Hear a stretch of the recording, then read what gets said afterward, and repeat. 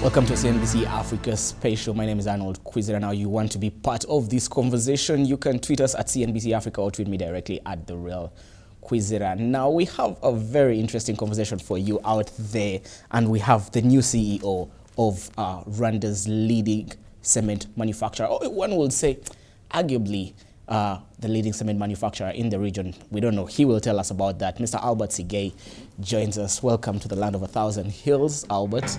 Thank you. How's been your work so far? You're coming into Kigali. What's new? What's different? Yeah, coming to Kigali and Rwanda has been, quite a pleasure. I've had the privilege of going into several countries and settling, but I have to say my coming into Rwanda and settling has probably been one of the easier ones because, the country, in line with its reputation, is beautiful, it's pretty organized, it's dynamic, and it seems things work. So far, in spite of the very difficult recent 2 months, so far so good. Mixed feelings about the timing of your coming COVID-19, but when you talk about that organization, one is also thinking organization of the company you are leading, Cimerwa PLC. Now, the company made its first profits in a very long time in the last quarter, towards the end of last year. Now, with coming into March this year, that's your financial year. Those results are not yet out, and we'll dive into that a little bit later on. But let's look at the direction of Cimerwa. What do you have in plans for Cimerwa? I want to hold you to account 12 months later.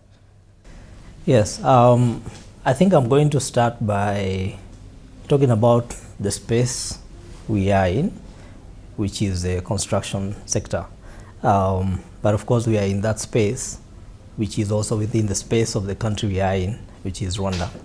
And the reason I'm mentioning this is because, the direction in the coming year and in the coming years is influenced by those two.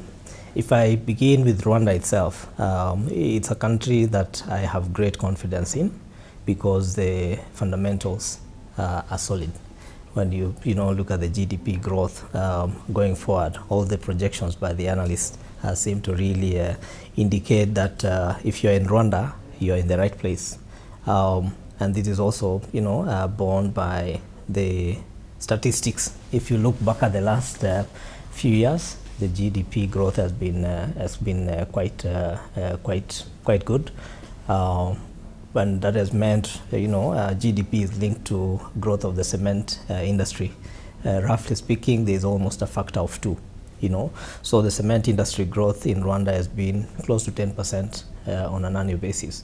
So that is the one point.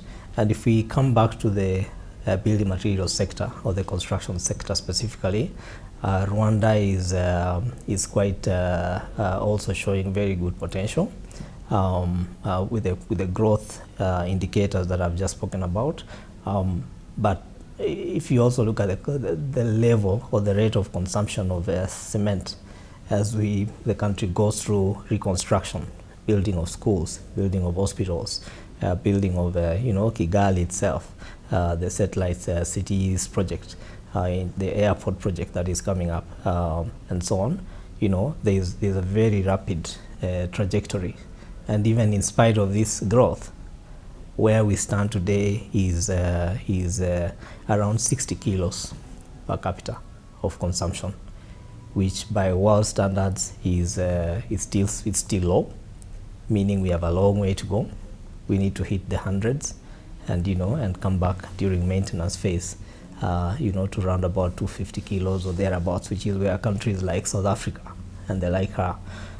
So I guess what I'm saying there is, in spite of the low per capita consumption, I like to look at the glasses half full, and therefore there's the portion that is left to fill, and that's where the challenge and the opportunity comes in. So I feel pretty confident and optimistic about the future of the cement industry in Rwanda. Yeah. Your arrival, coincidentally, in an unfortunate way, has also come at a time when the world is grappled by a pandemic. and that's the COVID-19 pandemic. So that must have put you off your game a little bit. What changed in strategy? Because when we look at the growth of Rwanda, 13% of the construction industry, that was the contribution to GDP, looking at the last 4 quarters of the last fiscal year. That is going to change and may be lower. Analysts are predicting growth of about 6 to 7% of GDP. Now, doesn't that affect your growth as well? Yeah, thank you. Talking about my coming in and, getting this shock very shortly thereafter, I think as CEO, wherever you go, I've learned that you don't go expecting a bed of roses. There'll be thorns. And, CEO is hired to deal with those challenging situations. So, we took it instead with in stride with my team and the board and all the other stakeholders, including the society in general, and said, okay, we have this situation, how can we deal with it? So that's been our mentality, and that is also my approach as a CEO. I'm hired to deal with challenges, not to, if it was so smooth, maybe maybe I would not be here. So that is the first point that I would make. And in terms of the impact of COVID, indeed it has been rather significant for industry in general. We had as soon as the lockdown was announced, I think it was on the 21st of March, we had a complete stop of operations. One day to the next, from booming sales to zero the next day. And then, so we had to deal with that. But I have to say that it's been very, very good in the way we've dealt with it in Rwanda, because one, we have had great support from the Ministry of Trade, from the government, and all the stakeholders. And secondly, we've really put together a very good response mechanism within the company in terms of managing the crisis itself, invoking the crisis management committee, and learning new ways of dealing with it, including working from home, exploitation of technology. And then how does the construction industry work from home? Within the construction industry, in terms of the market itself, of course, there was zero for about a month, very little sales, close to zero, just a few specially approved projects. But if you look at our supply chain, we have from the mine, then you've got the production, then we've got support services like we do for any other there is for any other activities, HR, finance, technology functions, and so on and so forth. So of course, there is activities that are impossible to do from home. For example, if you're going to be shoving material onto an equipment for it to be crushed, that has to be physical. But on the other hand, there is certain things that you realize you can actually do from home. For example, executive meetings. All this we did completely from home. And in fact, up to now, we continue with some of those habits. Really doing more of exploitation of conference calls, meeting platforms, and the like. So, and the more you, when you're faced with that challenge, you actually discover that there are so many things that you don't need to be to go and see somebody physically. In fact, during the crisis at the beginning, we had to engage a lot of our partners, including lenders. All this was done by, platforms, digital platforms, And I think we were, discussing with the team. We thought actually it's much more efficient, and the result is much better. People didn't need to take flights from wherever they were. Some of them were outside the country.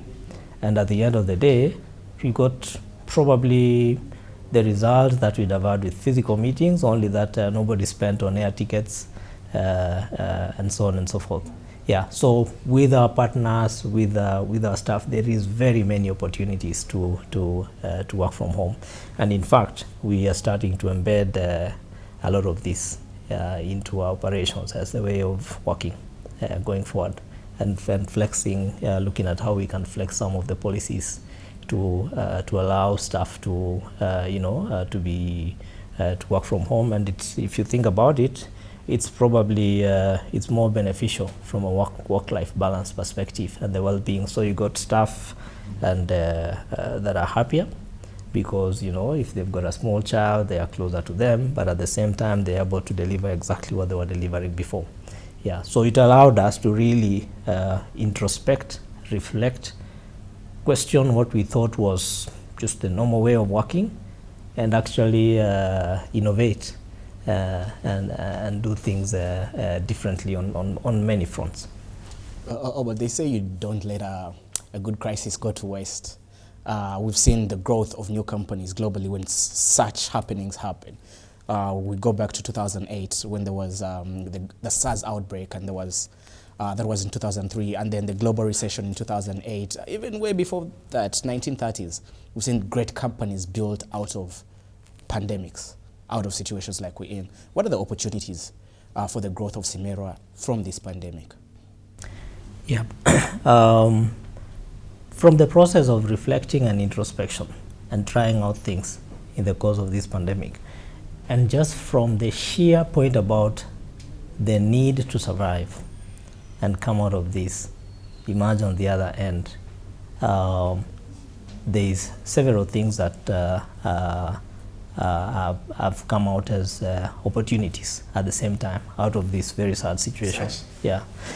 So, for example, we really, because of when you have zero revenues, when you get to zero revenues, then the first thing you look at is, you look at your costs very deeply, and then you discover that there are certain things that you can do much more efficiently. So with that, we've really been able to have a deep dive into our cost base and identified portions where that we can tackle and handle differently. And as we emerge out of this situation, some of those opportunities are getting embedded into permanently into our new way of working, and that is beneficial to the bottom line directly. Well, I have to say we've done this without letting go of any of our staff. So it wasn't about we let people go, no. It was just areas of inefficiencies that were existing, but we never questioned intensely in the past. So that's one very solid example. Another example is just innovation. With this pandemic, we really looked at our plans and decided to accelerate certain initiatives. And perhaps you may have read about the recent launch of Surerange, which is rebranding 3 of our products, SureSem, SureBuild, and SureRoad. We're going to touch that a little bit later before we get into the branding. I'm just mentioning this because it's also an example of the things that we accelerated, on account of the pandemic, and particularly the last product that I wanted to talk about, which is the Sure Wall. Yeah, this one is for designed for a very specific purpose, plastering and joinery works. But the point is, it's an innovation that allows us to give a more affordable product, but add on to our portfolio, and therefore improve on our differentiation in the marketplace. That is one. There are several other innovations. I can give you one more from our manufacturing operations, which is with the supply chains being interrupted very severely in especially coming out of neighboring countries, because we do source coal in particular and a few materials. So with this also we have when we faced that challenge, we moved even faster on substitution of such imported material with materials that are locally available.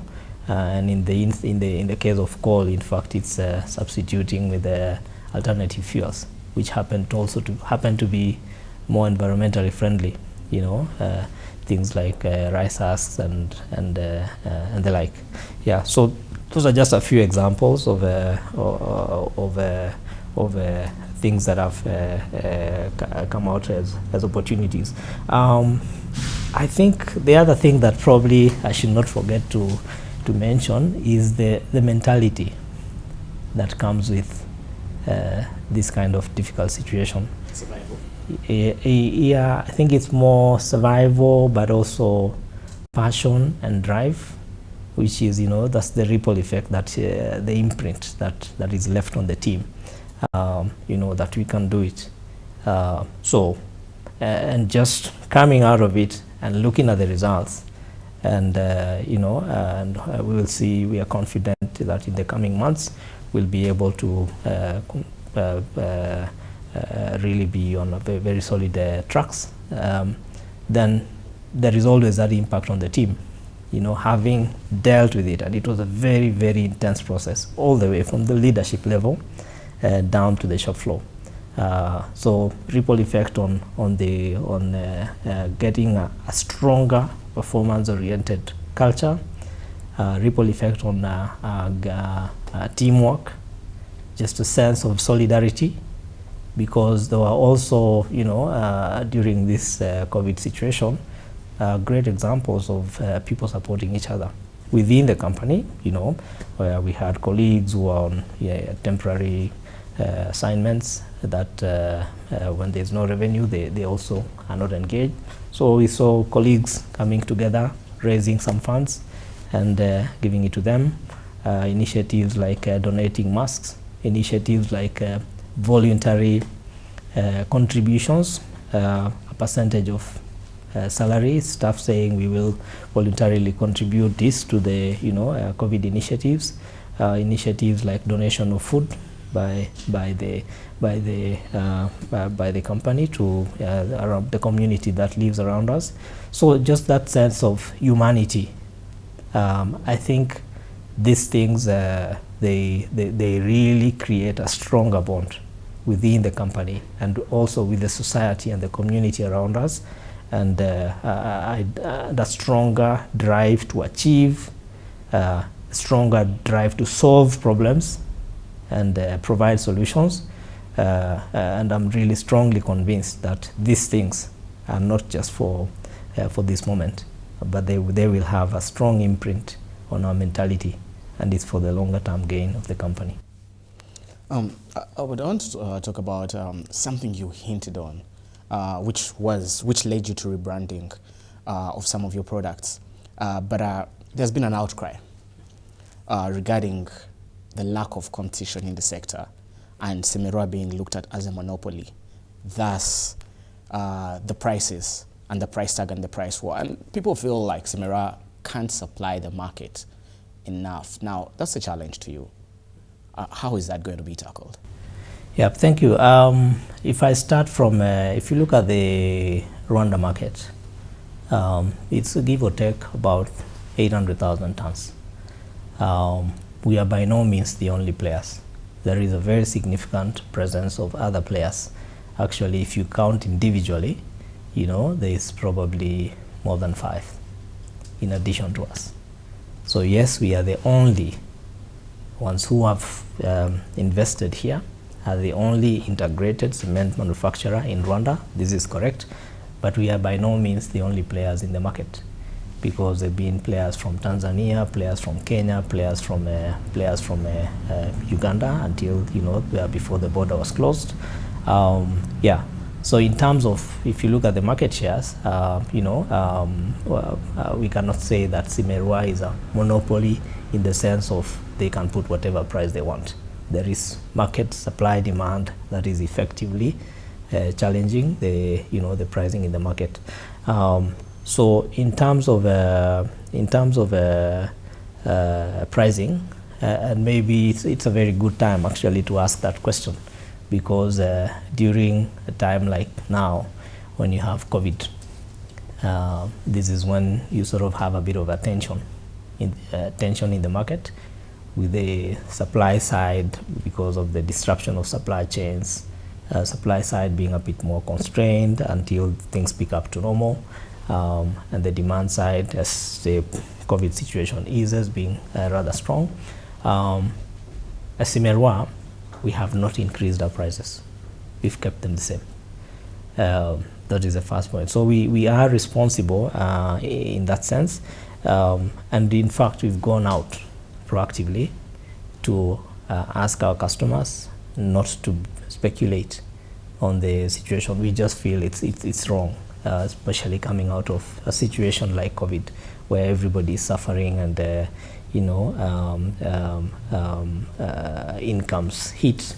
So we've gone out in public, social media and other means, and asked our customers to be responsible and not to unnecessarily speculate and exploit the society on prices. Number two, again, I come back to our innovation, because we've introduced a new range of products, and one of them, the newest in the family, Sure Wall, targeted on plastering, brick joinery, is not only brilliant product for that application, but is also affordable, because it's more affordable. It comes at a price range that is well below the other products. So again, we're coming from the perspective of offering to the society product that addresses the very issue of affordability of cement. And we will continue in this manner by innovating and giving solutions that have got in sight the issue of affordability, while differentiating ourselves and making sure that the durability and the quality is not compromised and remains the same that our Cimerwa Rwanda has been known for. A lot of new news for you as you get in, and one of those new news outside the new products is Cimerwa listing on the Rwanda Stock Exchange. What is your expectation, first of all, from that, and why is that, or why should it be important for Cimerwa with its growth direction? Thank you. I'll start off by saying that I'm not completely at liberty to delve into details on the topic of listing, because there is still a process that is being overseen by the regulators and also other appropriate stakeholders. But yes, indeed, it is true that this topic is under process. And as soon as we have... the regulator talked to us and told us, yes, you are listed. Yes, so a very big green light there. Yeah, I'm confirming the same in line with that it is under consideration and under process. But it's not yet. There's still a few, just a few things to be, in order for us to have the, proper guidance and green light from the same regulators. Yes, but talking in terms of listing, of course, it will be beneficial, because one, it puts us in a very good profile as a company, and then number two, when you list, you get opportunities on the stock exchange. I think that have been articulated very well by the stock exchange itself, including possibility to fundraise when you have growth opportunities, and we are looking at that going forward in a market like Rwanda, which is growing by 10%. Per annum. Yeah, and that's what we wanted to ask. Is it a recapitalization strategy? As I said, they will be discussing that in more detail at the right point, once we have the green light, and we can go through there will be a prospectus that is issued with the details of the listing. Then we can go through that in detail at that point. Yeah, but it's generally, I think it's beneficial. Other than the points that I just mentioned, there's other things like tax benefits being more available to the average Rwandan citizen, and I think it's also good for the country, because we need more companies on the stock exchange. Yeah, so watch this space. We'll talk in more detail soon on that. Albert, let's come back to you. Who is Albert, and what's Albert's management style? Yes, Albert. I'm married with 3 children. Yeah, eldest is a teenager, just 13 years old. Kenyan by nationality, so just come from across the border. So really grateful to be in Rwanda and to contribute to its development. In terms of my style, I believe in people. Yeah, and I like to give them the opportunity to stretch to their maximum, because everybody is capable. So I always tell my team the limit to what I can give you to do is what you demonstrate that you're capable of doing. And for me, most of the time, it's not about how long you've worked. It's about, what you show that you can do, the hunger and the drive. Yeah, so that's my style, empowering with accountability. Also having really driving the idea of collaboration with the trust, which means, teams working together. And I also believe that even in the corporate setting, you need to have an entrepreneurial spirit. Yes, many a times when we talk about entrepreneur, we think of that person with a startup. But my philosophy is that you must be an entrepreneur within the company, always, regardless of which department you are. You need to have business acumen. That's how you make your job more exciting, very exciting. And that is how you really get the company to exploit and to reach its potential. Yeah. So we can talk in terms of several other dimensions, but yeah, those are 3 that come to mind immediately in terms of my approach to work. Yeah, I'm also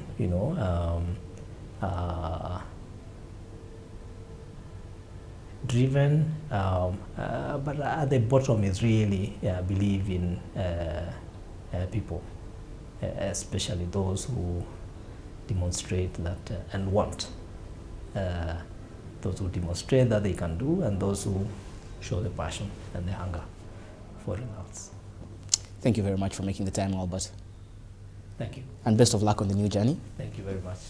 Albert Sigei, Cimerwa CEO. Yes, Cimerwa's new CEO. He was speaking to us on this CNBC Africa special. Now, to be part of this conversation, you can tweet us at CNBC Africa, or you can tweet me directly at The Real Kwizera.